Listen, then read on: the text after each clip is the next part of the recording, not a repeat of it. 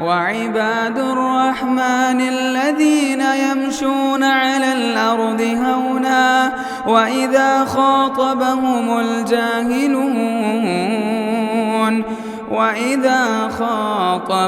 الجاهلون قالوا سلاما۔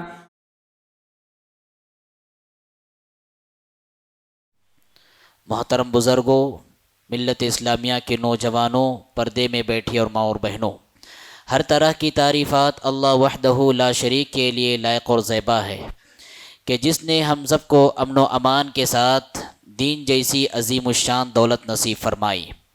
بعدہ لاکھوں کروڑوں درود و سلام کا نزول ہو محمد عربی صلی اللہ علیہ وسلم کی ذات گرامی پر کہ آپ صلی اللہ علیہ وسلم نے انسانی زندگی کے مختلف گوشے بلکہ ہر گوشے میں تمام ہی انسانیت کی رہنمائی فرمائی۔ حضرات، سورۃ العصر کی میں نے آپ کے سامنے تلاوت کی۔ اللہ تبارک و تعالیٰ نے ارشاد فرمایا والعصر، قسم ہے زمانے کی، ان الانسان لفی خسر، یقیناً انسان سراسر نقصان میں ہے، گھاٹے میں ہے۔ الا الذین آمنوا وعملوا الصالحات، نقصان سے بچنے والے کون، گھاٹے سے بچنے والے کون اور خسارے سے بچنے والے کون؟ یہ وہ لوگ ہیں جو ایمان لائے، ایمان کے ساتھ ساتھ عمل صالح انہوں نے کیا، وتواصوا بالحق وتواصوا بالصبر، اور ساتھ ہی ساتھ رب کا پیغام رب کے بندوں تک پہنچایا، اور اس پیغام پہنچانے کے دوران جو تکلیفیں اور جو مصیبتیں انہیں آ پڑی اس پر انہوں نے صبر و ثابت قدمی کا مظاہرہ کیا۔ اس صورت سے ہم اندازہ لگا سکتے ہیں کہ اللہ تبارک و تعالیٰ نے سورت کا آغاز کیا والعصر کہہ کر، زمانے کی قسم۔ زمانہ کیا ہے؟ زمانہ وقت ہے۔ وقت کی اللہ رب العالمین نے قسم کھا کر یہ بتلا دیا، انسانی زندگی میں وقت کی بڑی قیمت ہوتی ہے، انسانی زندگی میں وقت بڑا سرمایہ کی حیثیت رکھتی ہے، اور انسانی زندگی کی بڑی اہم متاع ہے وقت۔ وقت حقیقت میں انسان کی زندگی ہے۔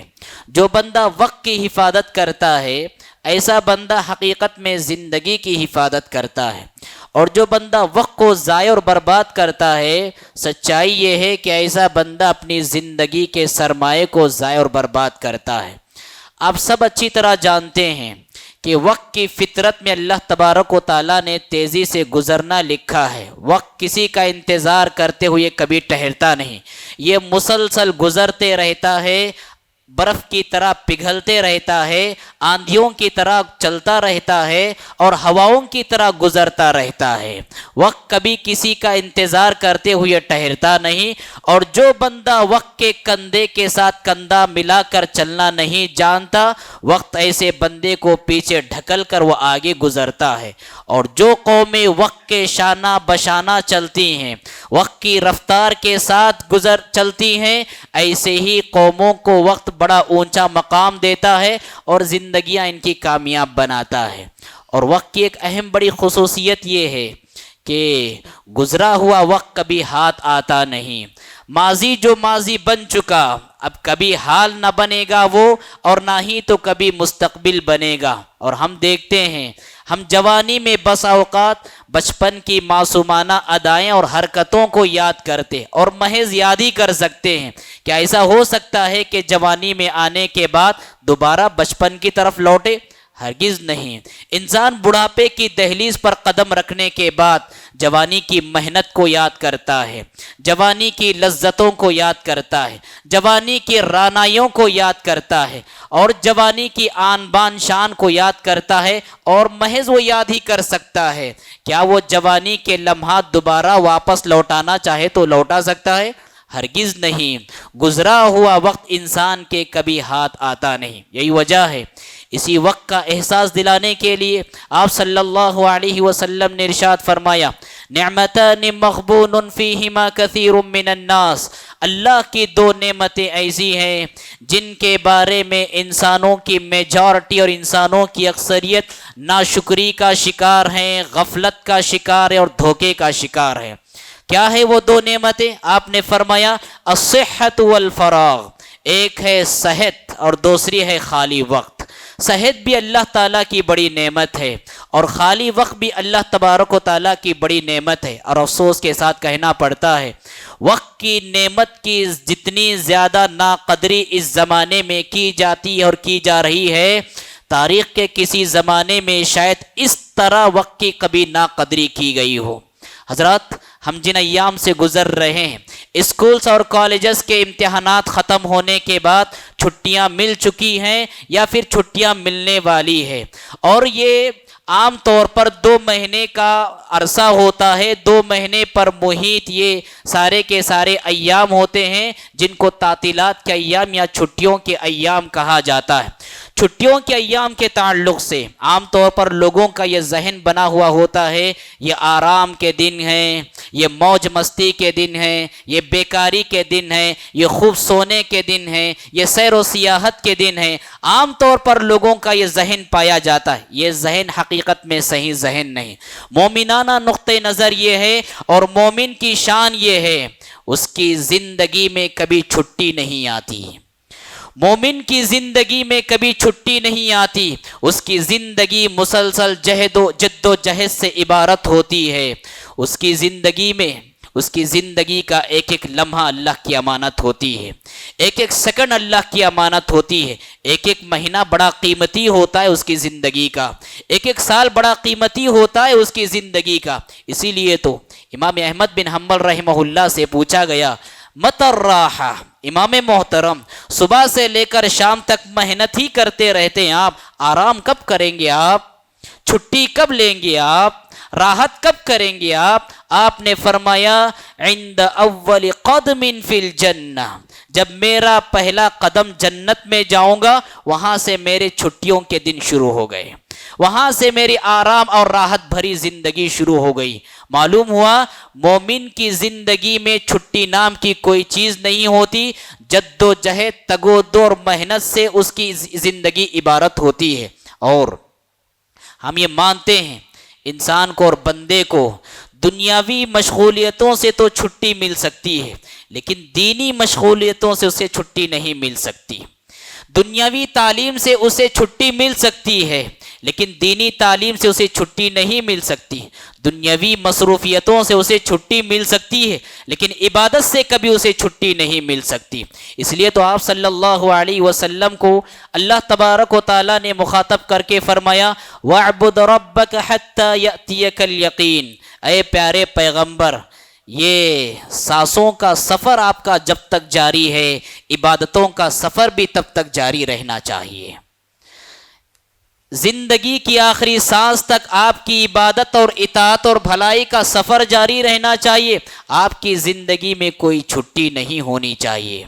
اور حضرات، ہم نے جیسا کہ کہا، عام طور پر چھٹیاں ملنے کے بعد بیکاری کے ایام ہم یہ سمجھتے ہیں، حقیقت یہ ہے کہ بیکاری کے ایام نہیں، یہ راحت کے ایام نہیں، یہ لہو و لعب کے ایام نہیں، یہ شباب و کباب کے ایام نہیں، یہ خود کی تربیت کے ایام ہیں، یہ خود کو سنوارنے کے ایام ہیں، اور یہ خود کو بنانے کے ایام ہیں۔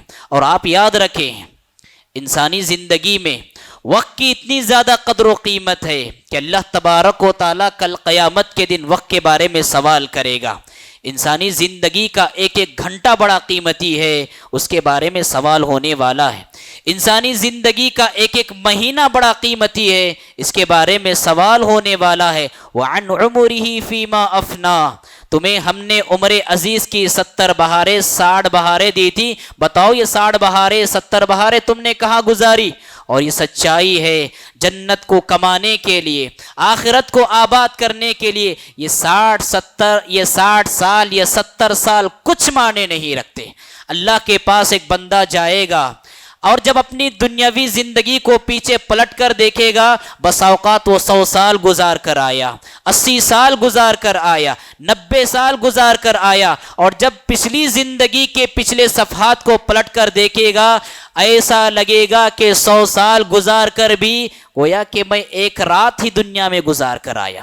کأنہم یوم یرونہا لم یلبثوا الا عشیۃ او ضحاہا، ایسا محسوس ہوگا گویا کہ ایک شام گزار کر آیا یا ایک صبح گزار کر آیا۔ یہ سچائی ہے جنت کو پانے کے لیے اگر 60 سالہ پوری کی پوری زندگی بھی سجدے میں گزار دی جائے تب بھی جنت کو حاصل کرنے کے لیے قیمت مکمل نہیں ہو سکتی۔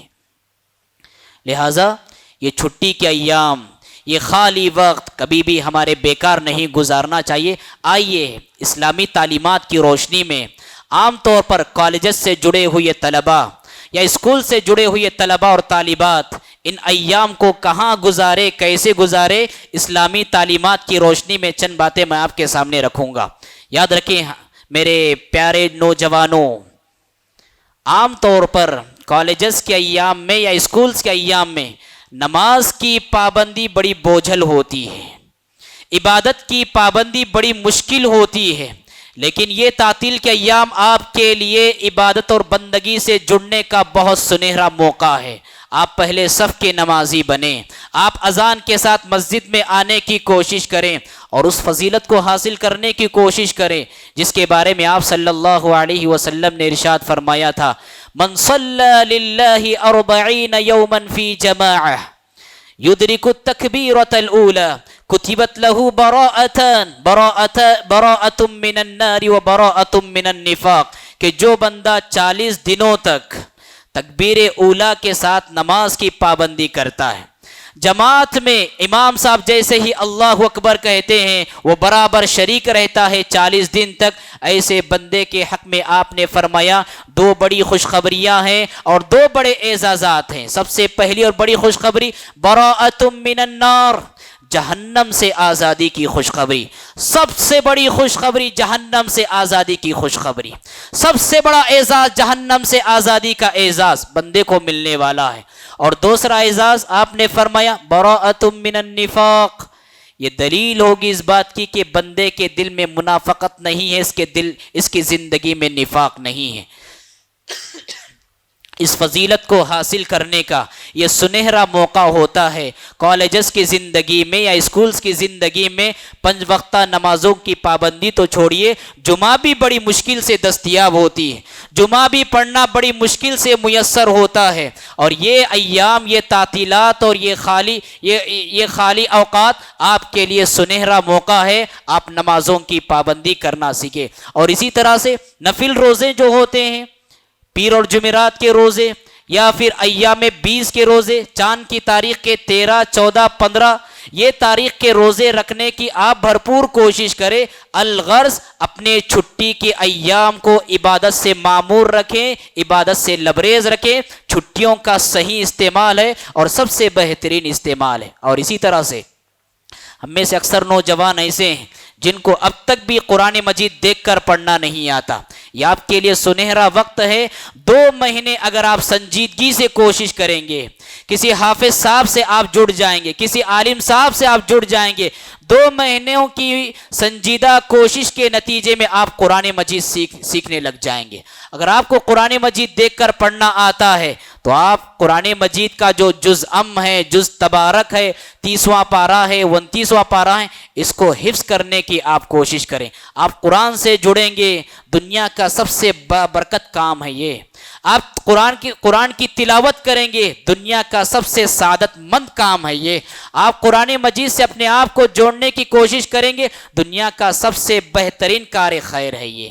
لہٰذا قرآن مجید سے اپنے آپ کو جوڑنے کی کوشش کرے، اور جو نماز میں پڑھی جانے والی دعائیں ہیں، دعاؤں کو یاد کرنے کی کوشش کریں۔ صبح شام کے جو اذکار ہیں ان اذکار کو یاد کرنے کی کوشش کریں۔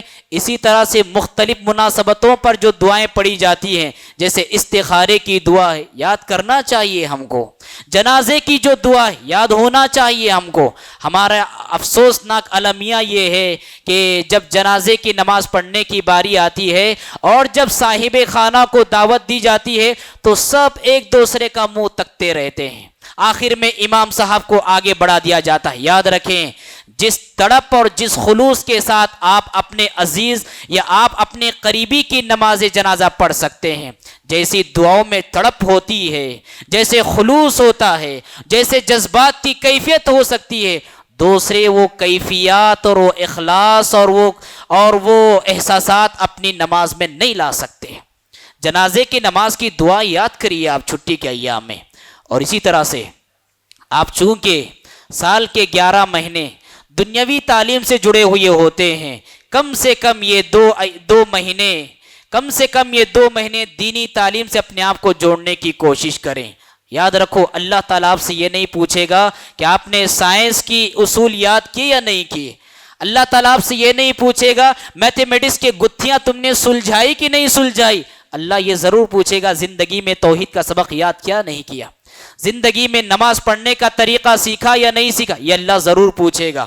لہٰذا اپنے آپ کو ان ایام میں دینی تعلیم سے جوڑنے کی بھرپور کوشش کریں۔ اور الحمدللہ ہمارے شہر حیدرآباد میں بلکہ مختلف شہروں میں اس موسم گرما میں سمر کیمپ کے نام سے سمر پروگرام چلتے ہیں، ایک ماہی چلتے ہیں یا 15 روزہ چلتے ہیں یا 20 دن کے لیے چلتے ہیں۔ ایسے پروگرامز اور ایسے کیمپ سے اپنے آپ کو جوڑنے کی کوشش کریں اور اپنے علم میں اضافہ کرنے کی کوشش کریں۔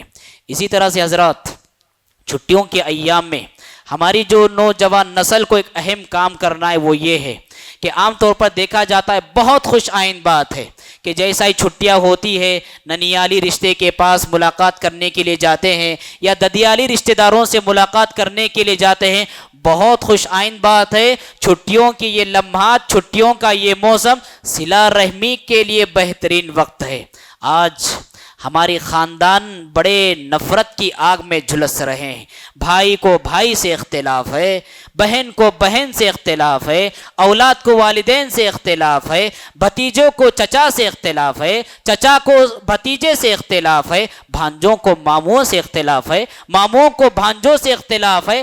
آج لوگوں کی اکثر خاندان نفرت کی آگ میں جھلس رہے ہیں۔ اگر آپ چھٹیوں کا صحیح استعمال کرتے ہیں، ایسے جو رشتہ داریاں آپ سے دور ہو رہے ہیں ان دوریوں کو قربت میں بدلنے کا بہت حسین موقع ہے۔ یہ نفرتوں کی جگہ محبت کی فضا کو عام کرنے کا بہترین موقع ہے۔ یہ آپ صلی اللہ علیہ وسلم نے ارشاد فرمایا تھا، من احب ان یبسط له فی رزقہ وینسأ له فی اثرہ فلیصل رحمہ۔ چاہتے ہو کہ تمہاری عمر میں برکت ہو، چاہتے ہو کہ تمہاری زندگی میں برکت ہو، چاہتے ہو کہ تمہاری روزی میں برکت ہو، اسے چاہیے کہ پھر وہ رشتہ داریوں کو جوڑے، صلہ رحمی کرے، جو ہم سے کٹے ہوئے ہم ان سے جڑنے کی کوشش کرے۔ رشتہ داری نے اللہ تعالیٰ سے دعا کی، رشتہ داری نے اللہ تعالیٰ سے دعا کی تھی۔ کیا دعا کی تھی؟ من وصلنی وصلہ اللہ ومن قطعنی قطعہ اللہ۔ اے اللہ جو مجھ کو جوڑے تو اس کو جوڑ دے، جو مجھ کو کاٹے اے اللہ تو اس کو کاٹ دے۔ لہٰذا میرے بھائیوں اور میرے بہنوں، موسم کا فائدہ اٹھاتے ہوئے اور تعطیلات کا فائدہ اٹھاتے ہوئے آپ صلہ رحمی کے نیکی کو کرنا ہرگز نہ بھولیں۔ اور اسی طرح سے چونکہ کالجز سے جڑے ہوئے نوجوان، اکثر نوجوان جوانی کے دہلیز پر قدم رکھے ہوئے ہوتے ہیں، ان چھٹیوں کا فائدہ اٹھا کر وہ کوئی نہ کوئی ہنر سیکھنے کی کوشش کریں۔ آپ دیکھیں حضرت نوح علیہ السلام، آپ کا پیشہ کیا تھا؟ آپ ماہر کارپینٹر تھے۔ حضرت زکریا علیہ السلام آپ ماہر درزی تھے۔ حضرت داؤد علیہ السلام آپ ماہر حداد اور لوہار تھے۔ لہٰذا نوجوان نسل کو ان چھٹی کے ایام میں یوں ہی بیکار ضائع نہیں کرنا چاہیے، بلکہ آن لائن کورس ہو یا آف لائن کورس کوئی نہ کوئی ہنر سیکھنے کی کوشش کرنا چاہیے۔ آپ کے ہاتھ میں کوئی نہ کوئی ہنر ہونا چاہیے تاکہ آپ کو لوگوں کے سامنے ہاتھ پھیلانے کی نوبت نہ ہو۔ عزت کی روزی کمانے والے آپ بنیں، شان بے نیازی سے زندگی گزارنے والے آپ بنیں، اور یہ تب ہوگا جب آپ کے ہاتھ میں کوئی نہ کوئی ہنر ہوگا۔ لہٰذا کوئی نہ کوئی ہنر سیکھنے کی کوشش کرے ان چھٹیوں کے ایام کا آپ بھرپور فائدہ اٹھا کر۔ اور اسی طرح سے یہ وہ ایام ہیں جن ایام میں بہت زیادہ ضرورت ہوتی ہے کہ زیادہ سے زیادہ نوجوان نسل اپنے ماں باپ کی نگاہوں کے سامنے زندگی گزاریں۔ کالج کی لائف میں آپ، اسکول کی لائف میں آپ نے دوستوں کے ساتھ بہت وقت بتایا، آپ جاتے ہیں دوستوں کے ساتھ، آتے ہیں دوستوں کے ساتھ، پھر کھیل بھی ہوتا ہے دوستوں کے ساتھ، ہوٹلنگ ہوتی ہے دوستوں کے ساتھ، ماں باپ کو بہت کم وقت دیتے ہیں آپ۔ یہ بہت اچھا موسم ہوتا ہے کہ ماں باپ کی نگاہوں کے سامنے رہیں، ان کے تجربات سے فائدہ اٹھائیں، ان کی نصیحتوں کو سنیں، اور یہ نہ سمجھیں کہ آپ جو تعلیم حاصل، اکثر نوجوانوں کا نظریہ ہے ہم جو پڑھ رہے ہیں، ہم جو ترقی کر رہے ہیں، ہم اپنے ماں باپ پر احسان کر رہے ہیں۔ اپنے ماں باپ پر احسان نہیں، خود کی ذات پر احسان ہے۔ یہ ماں باپ کی خدمات کو محسوس کرو، اور خاص طور پر اپنے باپ کی خدمات کو محسوس کرو، باپ کی خدمات کو، باپ کی تڑپ کو، باپ کی جد و جہد کو محسوس کرنے کا یہ بہت بہترین موسم ہوتا ہے۔ دیکھو قریب سے کہ تمہارے لیے کیسی وہ ذلت سہتا ہے، دیکھو قریب سے کہ تمہارے لیے کیسے تانے وہ کستا ہے، دیکھو قریب سے اپنا پسینے کا آخری قطرہ کیسے کیسے بہاتا ہے، تمہارے کالجز کی فیس اٹھانے کے لیے، آنے جانے کا کرایہ اس کا اہتمام کرنے کے لیے، اور تمہارے الگ الگ طرح طرح کے ٹیوشنوں سے تمہیں جوڑنے کے لیے کیسا پائی پائی وہ جمع کرتا ہے، لوگوں کے تانے کا سہتا ہے، لوگوں کی ذلتوں کو سہتا ہے، مجبوری میں ہوتے ہوئے بھی بسا اوقات تو کام کرتا ہے، کسی طرح سے میری اولاد عزت کی زندگی گزارے، زمین پر عظیم الشان بن جائے۔ یہ وہ جذبات ہیں، یہ وہ تڑپ ہے، یہ وہ فکر ہے جس کا احساس آپ کو اس وقت میں کرنا چاہیے۔ اگر آپ حقیقی معنوں میں اپنے ماں باپ کی با وفا اور وفادار اولاد ہو، اپنے ماں باپ کی خدمات کو محسوس کرو، ان کی جد و جہد کو دیکھو، اور اپنی خدمات کے ذریعے انہیں خوش کرنے کی کوشش کرو۔ اسی طرح سے حضرات، اکثر و بیشتر چھٹی کے ایام میں سیر و سیاحت اور ٹور کا لوگ پلان بناتے ہیں، بلکہ میں کہنا چاہوں گا 70 سے 80%، 70 سے 80% لوگ ٹور کا پلان بناتے ہیں، سیر و سیاحت کا پلان بناتے ہیں۔ یاد رکھیں، ہمارے زمانے میں سیر و سیاحت کی جگہ اب فحش و منکر سے خالی نہ رہیں، لہٰذا ایسی جگہ آپ ٹور کا پلان بناتے ہیں، یا ایسی جگہ آپ سیر و سیاحت کے لیے جاتے ہیں جہاں جا کر آپ کا عقیدہ لٹ سکتا ہے، آپ کا تقوی آپ گوا سکتے ہیں، یا آپ کی جوانی کو دھبا لگ سکتا ہے، ناجائز ہے ایسی سیر و سیاحت۔ عام طور پر پارکوں کا جو حال ہوتا ہے، یا پھر سمندر کے جو ساحلی مقامات ہوتے ہیں، عریانیت، بے حیائی اور فحاشی کا بازار گرم ہوتا ہے، وقت کا ضیاع ہوتا ہے، پیسوں کا ضیاع ہوتا ہے، معصیت وہاں ہوتی ہے، گناہ وہاں ہوتے ہیں، عورت اور مرد کی ساری آزادیاں وہاں ہوتی ہیں، شاعر اللہ کے سارے حدودوں کو پھلاندا جاتا ہے۔ اگر آپ ایسی سیر و سیاحت کرتے ہیں تو یاد رکھو، ایسی سیر و سیاحت کا لمحہ لمحہ گناہ میں شامل ہوگا۔ وَلَا تَقْرَبُوا الْفَوَاحِشَ مَا ظَهَرَ مِنْهَا وَمَا بَطَنَ، اللہ تعالیٰ نے کہا فحش کے قریب نہ جاؤ، یہ بے حیائی کے ماحول کے قریب نہ جاؤ، یہ برہنگی کے ماحول کے قریب نہ جاؤ، چاہے وہ ظاہری ہو کہ چھپے چھپے ہو۔ اللہ تبارک و تعالیٰ نے منع فرمایا۔ ہاں، آپ نیک اور صالح دوستوں کے ساتھ جاتے ہیں، نمازوں کی پابندی کا اہتمام ہوتا ہے، فحش اور منکر کام سے احتراز کرتے ہیں، ایسا ٹور اپنانا اور ایسی سیر و سیاحت جائز ہے۔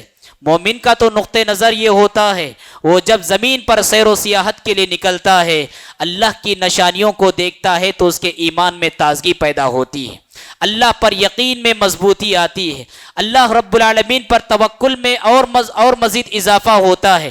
اللہ رب العالمین نے حکم دیا قُلْ سِیرُوا فِی الْأَرْضِ فَانظُرُوا، دیکھو زمین میں سیر و سیاحت کرو، اور دیکھو جو اللہ تعالیٰ کو جھٹلاتے تھے ان کا کیسے انجام ہوا، اللہ نے کیسے ان کی بستیوں کی آبادیاں اجاڑی، کیسی ان کی تہذیبوں کو اکھاڑ کر رکھ دیا، اور ان کے جو محلات جو کھنڈرات میں تبدیل ہو چکے ہیں، اپنے مکینوں کی داستانیں عبرت بیان کر رہے ہیں۔ یہ دیکھو، عبرت حاصل کرو اور آخرت کی زندگی کے لیے تیاری کرنے کی کوشش کرو۔ مومن کی سیر و سیاحت اس نقطہ نظر سے ہوتی ہے، نہ کہ اکثر و بیشتر مشاہدہ یہ ہوتا ہے کہ جاتے ہیں، لڑکیوں کا فتنہ ہوتا ہے، عورتوں کا فتنہ ہوتا ہے، اسراف اور فضول خرچی ہوتی ہے، جانے آنے کا پورا ٹراول میوزک کے گنگناہٹ کے زیر سایہ ہوتا ہے۔ ایسا سفر معصیت ہے، اور اگر اس سفر میں کسی کی حادثاتی موت ہوتی ہے یا فطری موت بھی ہوتی ہے، معصیت پر انسان مرتا ہے، سوء خاتمہ کا شکار ہوتا ہے اور بری موت مرتا ہے۔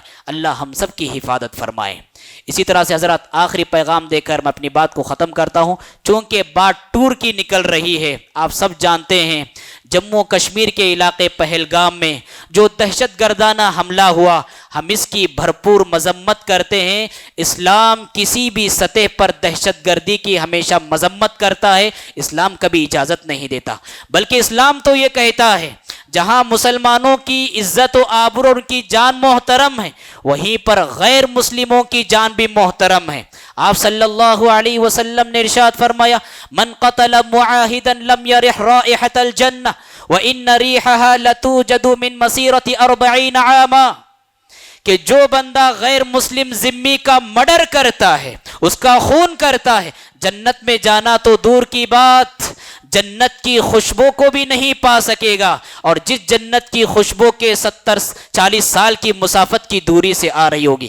اسلام کا نقطہ نظر یہ ہے جہاں مسلمانوں کی جانیں محترم ہیں، وہیں پر غیر مسلموں کی جانیں بھی محترم ہیں، بلکہ اسلام نے جیسا قانون بنایا، اسلام نے اپنے انسانوں کی عزت و آبرو اور ان کی جان کی تحفظ کے لیے جیسے کلمات کہیں، جیسا دستور بیان کیا، دنیا کے کسی دستور نے ویسا قانون نہیں بنایا، اور دنیا کے کسی کتاب میں اتنے اچھے کلمات آپ کو نہیں ملیں گے۔ اسلام نے کہا، من قتل نفسا بغیر نفس او فساد فی الارض فکأنما قتل الناس جميعا، ناحق ایک انسان کا خون حقیقت میں ساری انسانیت کا خون ہے۔ اسلام ہمیشہ امن کا علم بردار ہے، اسلام دہشت گردی کی بیخ کنی کرتا ہے۔ اسلام کے پیغمبر محمد عربی صلی اللہ علیہ وسلم، ان کا نام ہی اللہ تعالیٰ نے رحمت للعالمین رکھا ہے۔ یہ سارے جہاں کے لیے رحمت ہے، یہ انسانوں کے لیے رحمت ہے، یہ چرند پرند کے لیے رحمت ہے، یہ جانوروں کے لیے رحمت ہے، اسلامی تعلیمات بھی سراسر رحمت ہے۔ اس زمین پر ہم سب کو بھی رحمت کا مزاج رکھنا چاہیے، اور جن دہشت گردوں نے اسلام کا نام لے کر خون کیا، آتما ہتیا کی، یا پھر سامنے والے کا مرڈر کیا، اسلام کبھی بھی اس کی اجازت نہیں دیتا۔